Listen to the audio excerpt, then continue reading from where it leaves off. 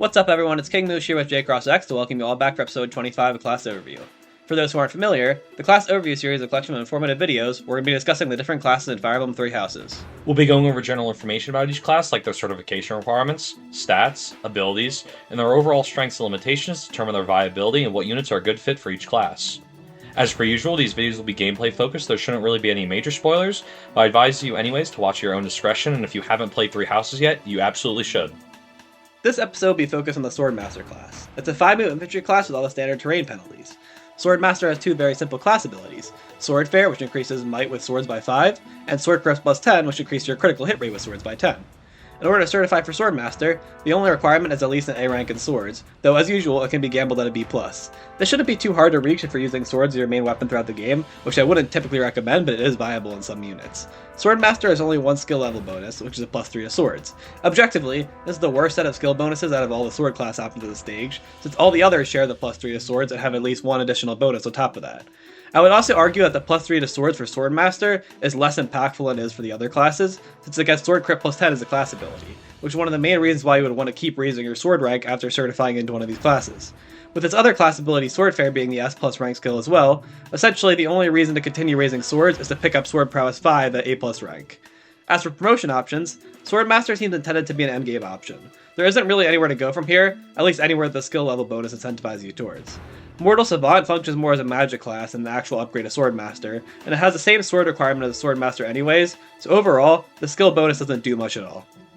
The base stats of Swordmaster aren't too particularly noteworthy, and as Josh mentioned last episode, all the advanced stage sword classes, aside from Trickster, have the same bases and are all pretty standard. They are serviceable, and if your unit starts with bad bases or has been unlucky with level ups, you could potentially get a point or so.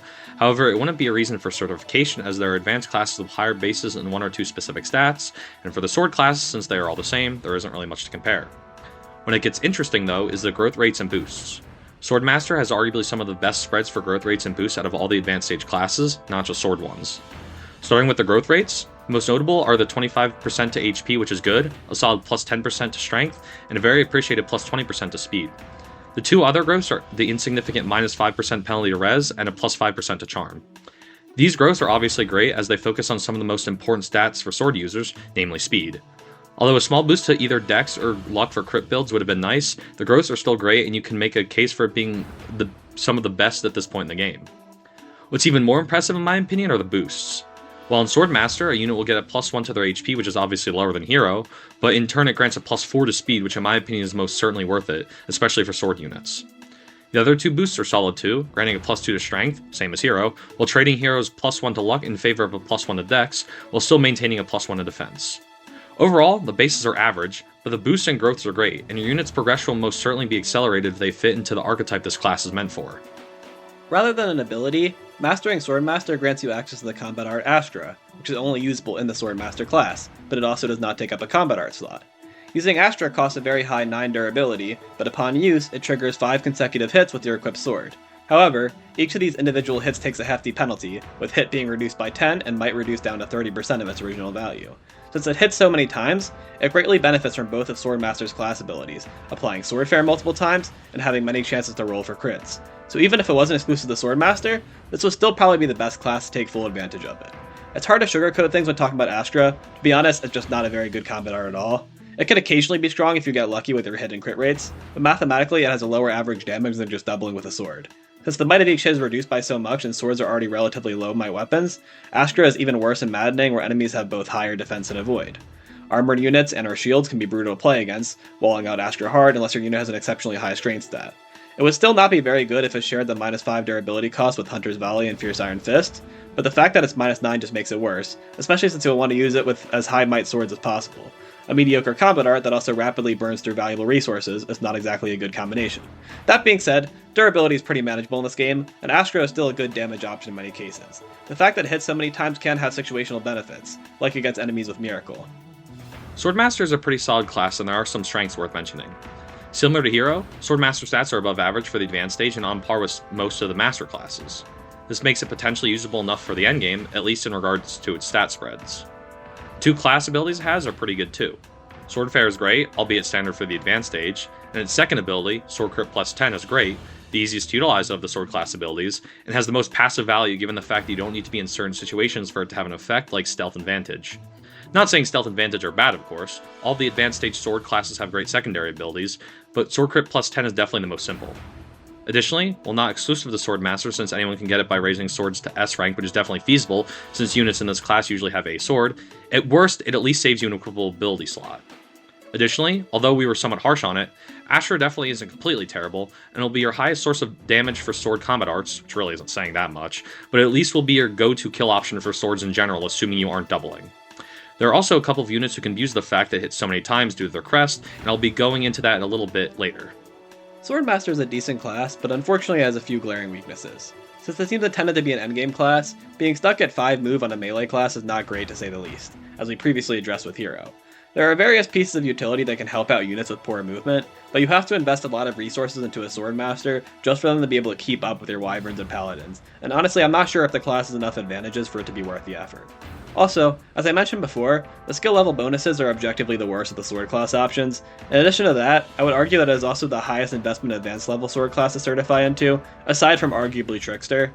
The bow and axe secondary requirements for Assassin and Hero are pretty much free since almost every physical unit will want to pick up Death Blow and hit plus 20, and they take significantly less sword investment at only B rank rather than Swordmaster's A rank requirement.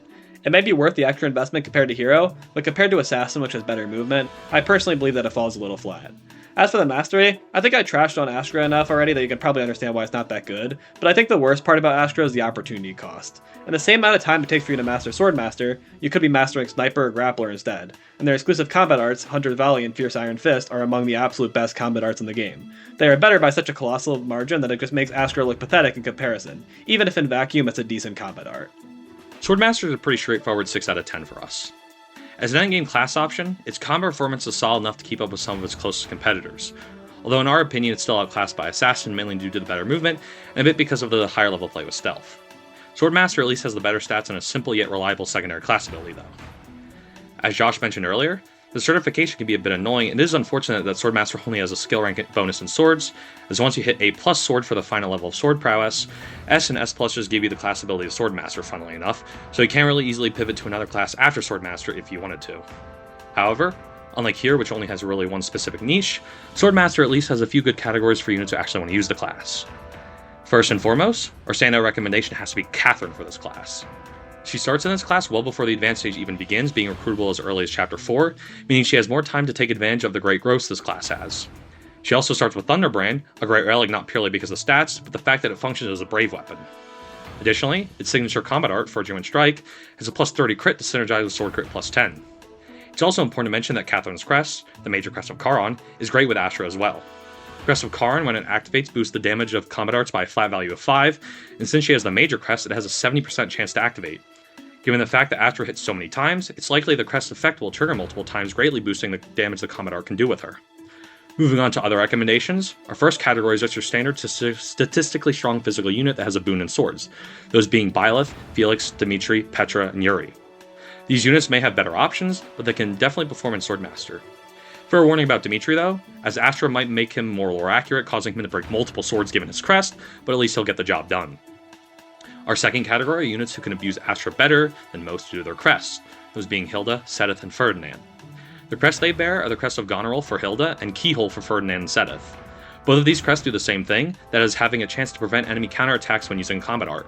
With a pretty decent activation rate of 50% for the major crest and 30% for the minor crest, using Astra will most likely prevent these three from being counterattacked, which can be useful when dealing with bosses or just relatively stronger enemy units. Our last category is more niche, but still usable and fun, the one being magic sword users with Hexblade, Soulblade, or just 11 sword. That list consists of Dorothea, Constance, Manuela, and Marianne. Like I said, not much to talk about here as it's somewhat gimmicky, but it can be fun to use and does provide an actual use as a potential class promotion option to Mortal Savant if you so choose. Taking everything into account, I think low B tier is a fair replacement for Swordmaster. Its combat is perfectly serviceable for an endgame class, it just doesn't stand out very much, and there are a lot of classes that fulfill its roles better. According to the poll on JCross channel, Swordmaster has about as many votes as Hero and Trickster, so it seems most of you think those classes are on a similar level. In my opinion, I think it's comfortably better than both those classes, but I do agree with the general sentiment that it's worse than Assassin, at least for what I value in a physical class. Still, it's not completely outclassed by Assassin. As we've reiterated, it's definitely better statistically, and depending on your build and playstyle, Sword Crit plus 10 is arguably more consistently useful than Stealth, as it provides passive value, rather than specifically having to play around it.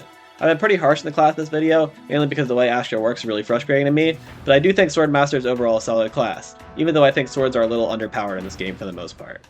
That's basically all I'd say about the Swordmaster class. If you liked the video or have any thoughts of your own, please leave a like and make sure to comment. I also recommend checking the description if you're not already subscribed to both of our channels. Stay tuned for episode 26 on JCross' channel, where we're moving on to the next advanced class, Assassin.